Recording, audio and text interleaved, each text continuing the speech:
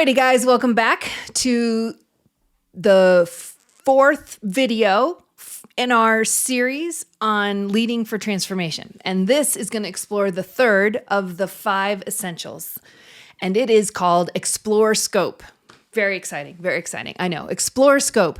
This is really a kind of just a change management principle, but it very much applies in the topic of leading for transformation. And I'll start out by telling a story, and then I'll give you a really practical exercise that you can go through as you are taking your journey. So just to reset again, we have already explored the vital importance of having your own soul in a healthy place. Hopefully you're taking great action on that. And then secondly, hopefully you've got secured prayer cover over your work and over your life. And if you haven't done that yet, now come on, stop this video and go do that. But I'm going to count on the fact that I'll take your word that you have done this and that you're ready to move on to the third essential, which is explore scope. So here's the story. There was a time a number of years ago where I was leading in a very large ministry context that had a team of people who were leading a prayer ministry. And I loved these folks. They were great, super wise.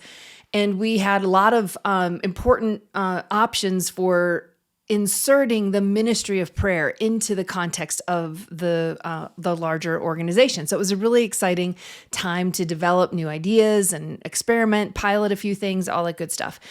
And I was meeting with the team for a planning session. We were in the midst of our ministry efforts, and we had a regular meeting on the books. So I was late, which occasionally happens. I was running late to this meeting, and so they got ahead and went ahead and got started without me. And I was really looking forward to coming into the meeting late and finding out what progress had been made, what kinds of ideas they had been surfacing and exploring, and all that good stuff.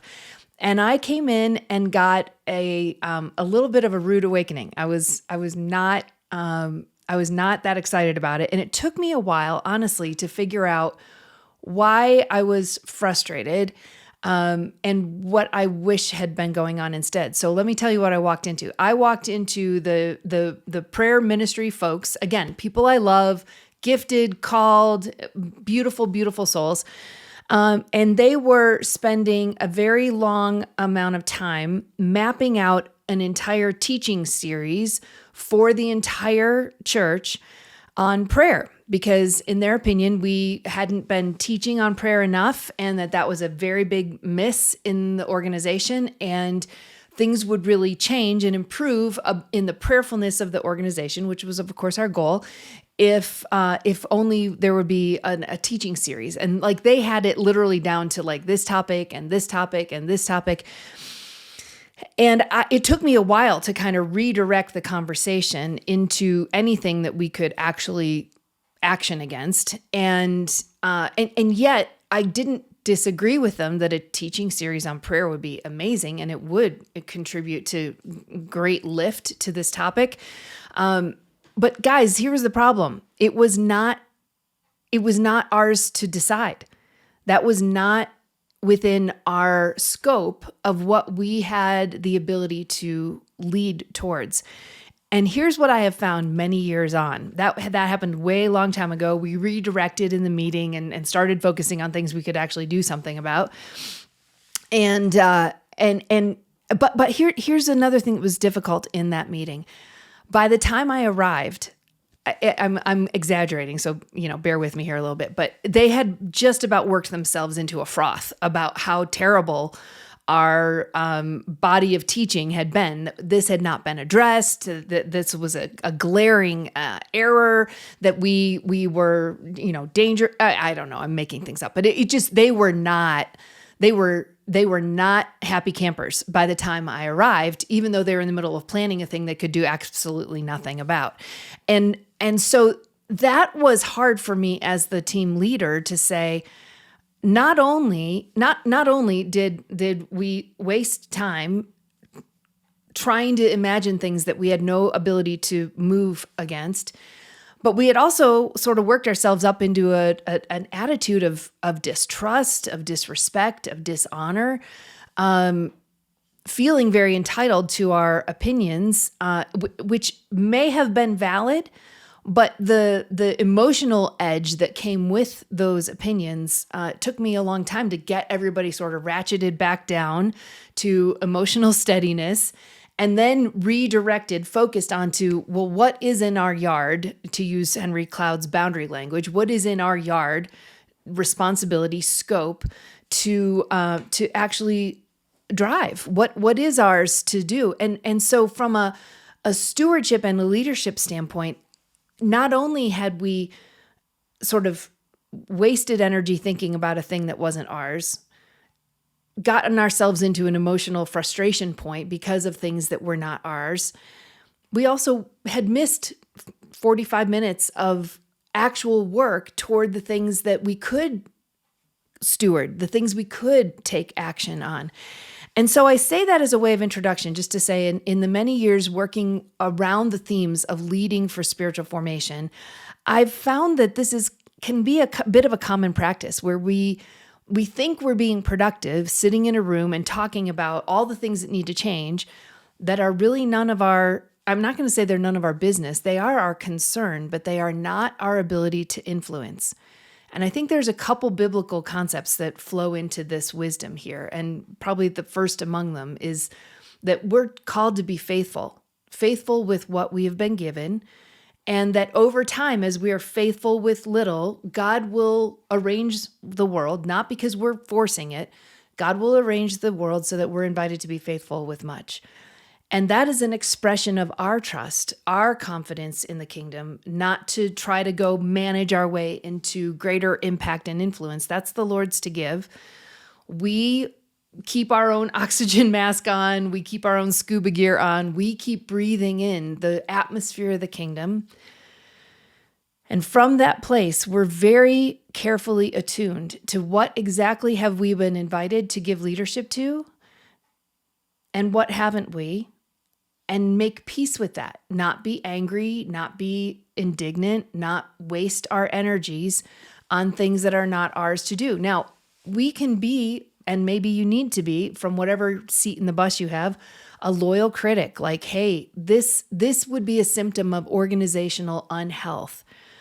But we steward that opinion very carefully. We do not run around bludgeoning people with our opinions. And it's vital that we move out in the very nature and way of Jesus. Not that he didn't have a couple strong moments of tossing tables and calling names, but that's the Godhead. That's Jesus. And most of us in our anger are not as capable of not sinning. So here's the exercise I want you to go through. This comes from one of Stephen Covey's books, actually, and I think it was The 7 Habits of Highly Effective People. And he has you draw two concentric circles, a smaller one and a larger one. So, like, pull out a sheet of paper and do that right now. And I want you to draw first the larger circle and call it my circle of concern. Circle of concern. I don't have a blank sheet of paper, otherwise I could do it here. But you just draw it out. What is a circle of concern? Just write those words. And then within it, write circle of influence. And those are the words that he used in describing it. You could use, I suppose, whatever word you want. But here's the differentiation I want you to begin to name and then write what belongs in which circle. The circle of concern is things that you care about. Maybe that you observe. Maybe there's a cultural practice in your organization that is not healthy. Maybe there is an imbalance in the teaching and we haven't really equipped people to understand prayer or other basic core spiritual practices. Maybe there's some, I don't know what they are. Maybe there's some decision-making patterns that are not healthy. Whatever they are, let's call those your areas of concern. And then the circle of influence, what you want to write in there is what have you actually been given dominion over? And that's a very biblical concept.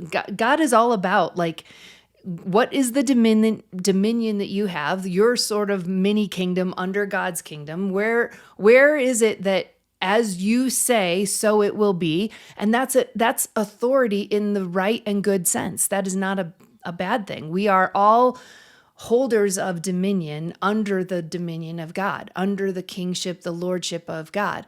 And he says, you get to steward this one little place. This is important for you. So, what is in your circle of influence that you can directly control, and what is in your circle of concern? Over time, you may find that circle of influence really does begin to grow. But that is not your concern. That is not your worry. The Lord is really good at deciding who gets to do what, and he can be trusted. But what I want you to see is that make sure that the things that you're so concerned about don't rob you from actually taking action on what you can directly influence. I know for me, in one of the roles that I left, one of the biggest regrets I've had was that I did not have the organizational authority that I thought was needed to make some of the differences that I wanted to make, that I thought needed to be made. And as a result, I was in some ways hyper-focused on the fact that I didn't have the title or the organizational authority to do a thing. And years later, I felt the sort of gentle nudging of the Spirit to recognize, Mindy, you didn't have that, but you did have other ways of expressing influence that could have been very, very helpful in that season. And I mean, I don't have shame or anything about it, but I do have regret. I do wish that the thought that, what if I had just sent simple emails to the team members that knew me, loved me, and reminded them of, I don't know, a scripture or a quote from Henry Nouwen or Dallas Willard or any of the favorite authors that I have. And I think people would have been encouraged by that. How can you steward your influence to encourage people? How can you steward your influence to be there for a team member who's having a rough time? And recognize that actually may be a really significant way that you are leading for transformation without the authority. It's not that you get to say it's going to be a thing and make it so, but you can actually serve into the lives of those who do have that responsibility without being controlling or weird, just serving. So that's like a small example from my own life of where I didn't have the authority that I thought I needed to make the kinds of changes that I thought were needed. But I understewarded the influence I actually did have. And so I would have you consider, what influence do you really have? And recognize that it might take a different shape than a straight up title or authority, but that influence can still and should still be stewarded. That's a big thing. And then the things that are in your circle of concern, it may well be that God has given you eyes to see things that do need to change, things that could well improve. And while you don't have the ability to make it so and change those things directly through your own direct influence, the circle of concern can absolutely become your areas of prayer. Sometimes we get so wrapped around the axle of things that we don't think should be a certain way that we've spent time stewing and maybe talking and whatever, but we haven't actually talked to the Lord about it. We haven't said, God, here's the thing I observe. Here's what I think is underneath it. Here's what my concern about what will happen if it doesn't change. How are we continuing to seek the Lord in the midst of our concerns? So those are my words for you today. Take some time to prayerfully consider what's in your circle of influence, what's in your circle of concern, and make sure you bring the right kind of focus and energy towards those two circles, those two lists. So that's your assignment for understanding scope. Take good care. Godspeed.